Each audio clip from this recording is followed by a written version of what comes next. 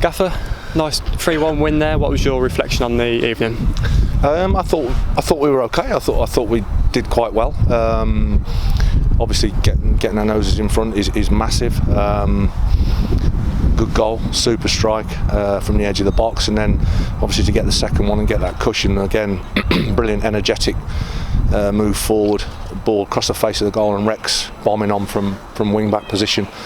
Fantastic finish, roof of the net. Keeper's got no chance. And then we said at half time, I felt that Rutherford 14 and 11 Grant were causing us problems because excuse me, they were playing almost like a narrow V in behind Oswell and playing right inside, and they were picking up little bits of seconds in there. So we just said, listen, we've got two sitters with Gunning and Storer in there. We don't need to win any entertainment contest, just make sure we're in and around them. And I didn't think we did that, not necessarily them two in particular, but we just, for some reason, we got caught on a counter for the goal, which is 2-0 down. That should never happen. There should never ever be any red shirts on today's game behind us. We should be nice and locked out. No frills. If we get the next one, it's dead and buried. But I mean, the goal as that was a brilliant bit of football from them. Pop, one touch, and a good finish. And I thought Rutherford was a real threat, if I'm honest. And then all of a sudden you're thinking, oh well, this will be interesting now. And then we get a bit of a fluke, an in-swinging corner from Ozzy, and I think he's caught the wind or whatever and sailed into the back post, and that was a bit of a get-out-of-jail-free card for us, because at that stage Wrexham were looking threatening, if I'm honest.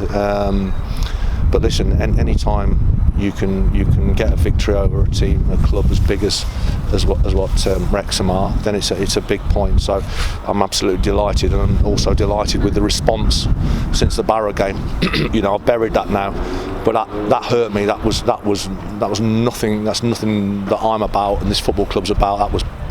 It was dreadful, and we've responded massively since that. And even the Yeovil game here, that was a game we fully deserved something out of, and so the response has been excellent from the players. And going into the break with the 2-goal lead, is that the cushion that perhaps in the last few weeks we've not quite found?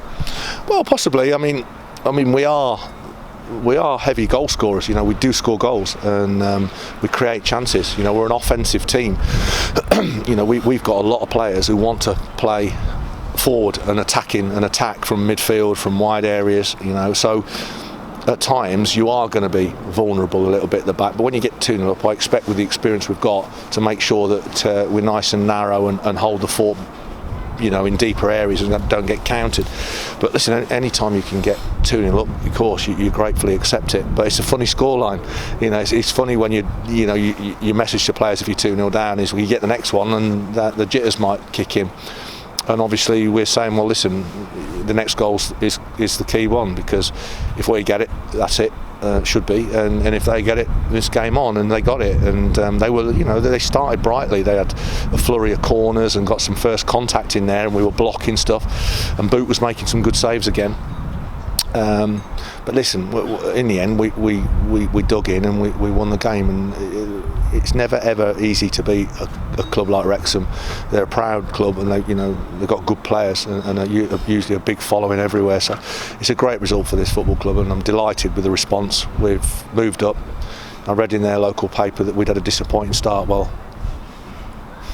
whatever. Well, we're now sort of floating around in the middle of the top half, and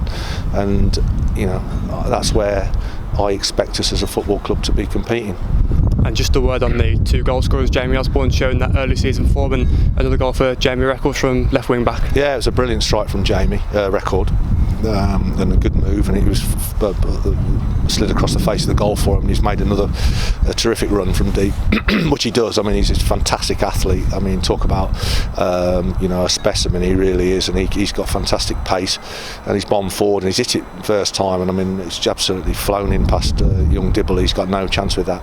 Hit the roof of the net, and it was terrific. And Aussies was a fluke. I mean, there's no doubt about that. It's a wind, or it was a windy night earlier on, and I think it's caught a gust and just whizzed in the far top corner. So it is what it is. But I give credit to our goalkeeper. I thought he was excellent. I thought he made some good saves again, as he did at Barnet on Saturday. When he was called upon, he was there for us, and he was again tonight. So listen, we move forward. I'm really pleased with the commitment and the work ethic of the lads.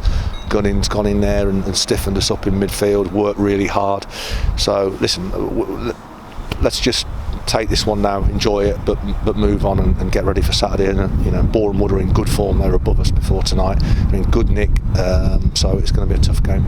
And like you say, a difficult game on Saturday. Do you feel like the team are coming into some form now? Yeah, we're doing okay. We're okay. This is a long season. It's a marathon, and if we're sniffing around in March, then we'll be in a good place. Whatever it is, 8 points off the top team. But if we're 4 or 5 off the top team round about March, then that'll be great. If we're not, then we're always building. I'm already looking at next season and what we're looking for. Recruitment never ever stops. Any football clubs, especially not this one at the moment, we're looking to make sure that we're evolving. And football leagues are never ever won in October. So as I said to you after the Barnet game, people need to drop down a gear and just allow this club to evolve and progress and kick on, and hopefully we're moving in the right direction. But this league's always going to kick you in the teeth if you're not about your business, and we got kicked in the teeth a couple of times. We had a few missing, and now they're coming back. So long may that continue, and long may we be a threat in this division. And just finally, injury update, Bliss coming fit now? Well, no, I mean, listen, he's ahead of schedule because of the lad's personality. We're having to say, listen, mate, you can't keep running around, you're not ready.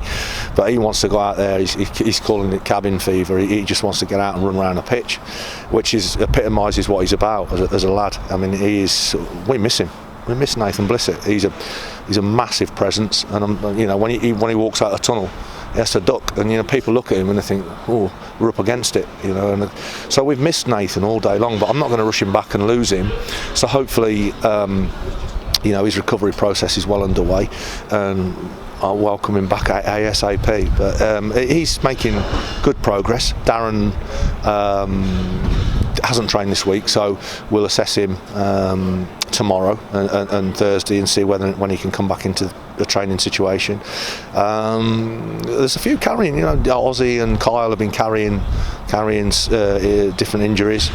Righty just did the warm up yesterday and came in really. He's struggling a little bit with his ankle, but typical of the man. Yeah, I'm ready. I won't play. McCallum obviously is ongoing. He's got a lot of pain in this pubis area. We're sending him to see a specialist tomorrow. On Thursday at 10 o'clock. He's going over to Leicester to see the top man. So hopefully we'll get a real breakdown on what is actually occurring in there. But a fit Paul McCallum is awesome at this level. So we want Macca firing, and we're trying our best to get that to happen. And I think that's about it. But we have Stenner. Yeah, Stenner's he's had a double whammy. He's had an ankle problem and he's been sick. There's a bit of a virus. Rowley, the goalkeeper's missed the last week and a half because he's been sick. So Stenner's hopefully might be around about the end of the week, possibly coming back into a training situation. He was here tonight, so that sickness has obviously gone away. He said he felt a bit better when I spoke to him. So, but still plenty for the physio to work on. But listen, when we've got a fully fit squad, then we're as good as most.